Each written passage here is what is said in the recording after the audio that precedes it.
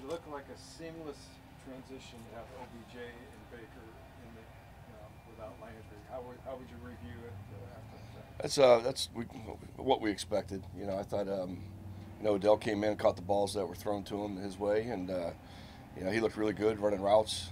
Drew coverage his way, which helps us in a lot of different ways in the run game and the pass game as well. So he definitely had an impact out there, and we expected that to continue.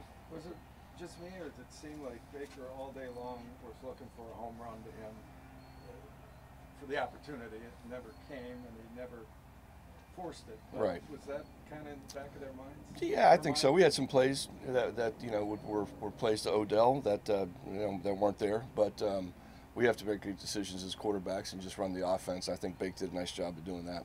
So just to finish up, was that a sign of his growth?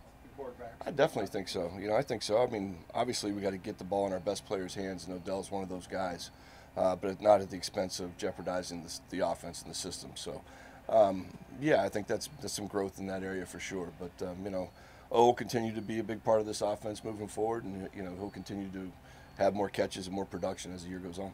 It looks like you're going to have Chris Hubbard back in this game.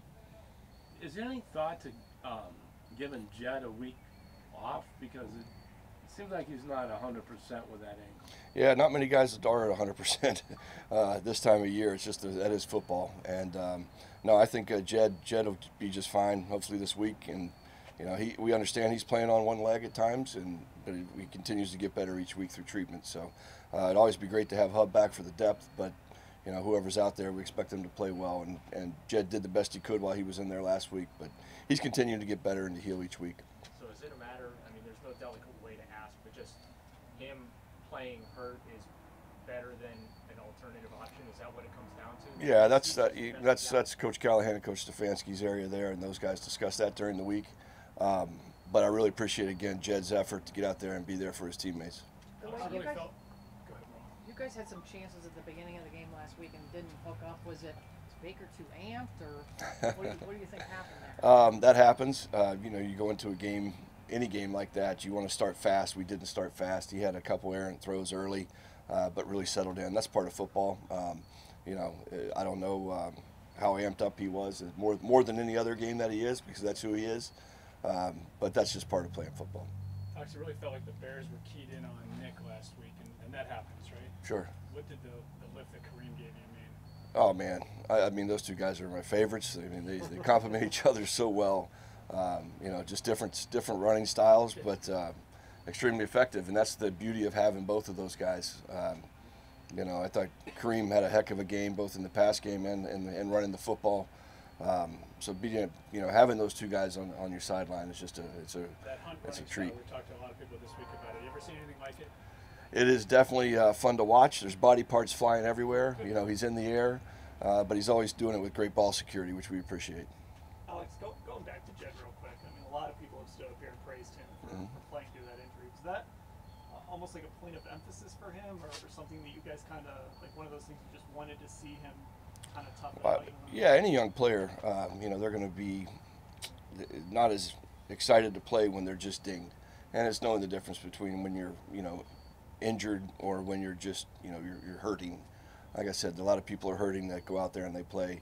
It's part of the growth of a young player to understand the difference of the two and be there for his teammates. Again, it is growth in the right direction for him. Alex, you and Kevin obviously both worked for a bunch of other coaches with a bunch of different systems. So when you guys got together, how do you go about blending that into your offense? We did it collectively. I mean, there's a little bit of everything. A lot of it's obviously West Coast based, which we both had, an upbringing in the system. There's stuff in there from Green Bay. There's stuff from Washington and everything that Coach Callahan's done in the run game. So it's a nice blend of it all. It's our offense together, and that's how we put it in collectively. Alex, Odell played over 50 plays in that, and Coach Stefanski didn't say he had a set number. It was just conversation between all of you, really, to get him in. Were you shocked that he played that much? And you did say he was exhausted after the game, maybe too much? It's those juices get going, and you're in the middle of a game, and it's a 7-point game in the fourth quarter. You want your best players out there, and I'm sure if we'd have taken him off the field at that point, he would have been upset with us. So Yeah, it was a lot of plays for O. He did feel it after the game, but I think as the season goes on, he'll, be in better football shape. His legs will come back quicker, and he'll be able to play longer for us. It is encouraging, though, that it was his first game and he did come out relatively well playing that much. Yeah, absolutely. Very happy about that. Did you see signs of growth? We've talked to you so many times about Baker and Odell, getting routes off to the side, working out together at different places in the country. Yep. See any progress? I mean, I know it was really early. Yes, very much so. The first 3rd and 10 or 3rd and 12, whatever that long yardage play was, that's a play that was timing. It was thrown as he was coming out of the break, and that's something they've done over and over again, in the spring and through the summer in training camp. So definitely see the fruits of their labor. You said you could tell Chicago was paying whatever extra attention to Odell and to open things up for everybody else. Did you assume that that's how they would approach him, or did you not know because he'd missed so much time? Yeah, I wasn't sure how teams would, would look at him at that point, coming back after, half a year off. But obviously he demands respect out there with the coverage element, and they did have a safety over top of him a lot of the day, whether he was on the weak side by himself or on the strong side with the other receivers. And when you guys use him on an end around and it's a productive play, what does that do for the rest of your run game moving forward? Yeah, that's the good part about our run game. We have a lot of guys that can do good things for us. We handed Schwartzy off one in Kansas City, got positive yards. Odell, Dimitri can do things with the ball in his hands. So it definitely it takes a little pressure off the runners in the run game to be able to spread that production around with other players. Jones' skill on the sideline, is it special? It is. Donovan is a guy that makes great contested catches. He has really good ball skills, and he was excellent with his feet that day. But that's something that we expect from him, and that's something he's shown, consistently over his time here. When you look at the numbers, I think Hoop's the only regular target whose yards per reception is under 10. What does that say about where the offense is when you have everybody, their average is 10 or more yards per catch? We're stretching the field. We have the guys that can do that now. We have the speed to stretch it. With our vertical pass game, hitting the second and third levels on defenses, we have those guys that can get that done. That's a good thing for us.